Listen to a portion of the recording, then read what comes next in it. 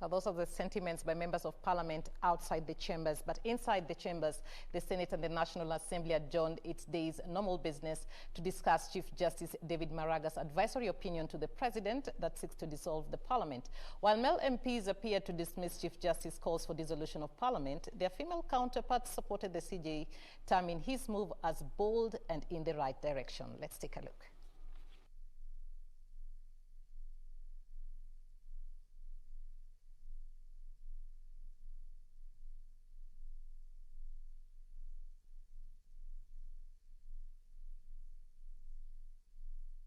Just one by-election pending in one constituency called Msambweni.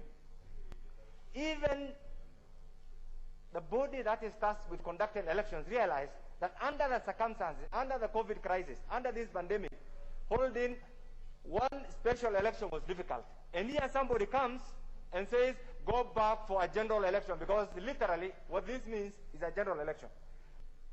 The CJ seems to accuse us for having been carelessly lazy. Carelessly lazy attitude.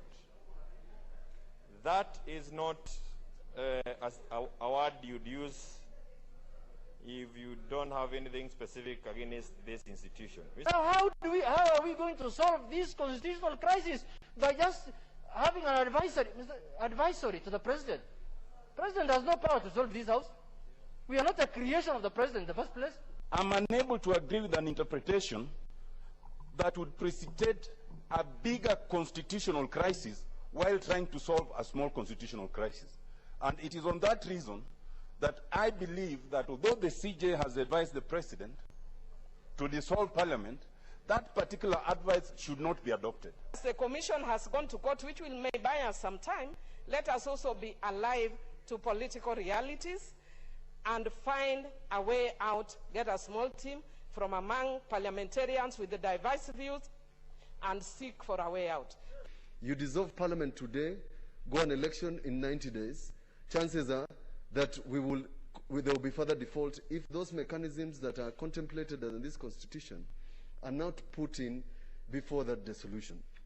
And therefore, it is my view that the Chief Justice acted prematurely, in a hurry, and without ensuring that certain minimal things were done. The Chief Justice is a holder of an office that must not advise or make advice that is pedantic, advice that cannot be implemented, advice that has the potential of causing chaos.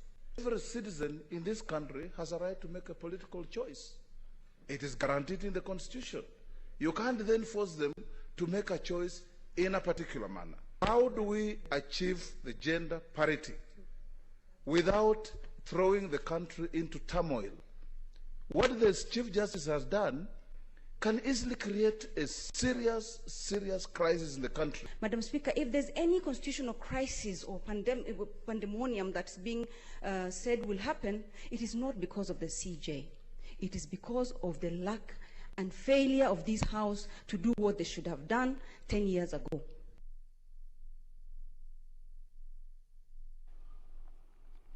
Also, just some sentiments in Parliament. Of course, we'll continue keeping tab on what transpires once Parliament moves to the courts.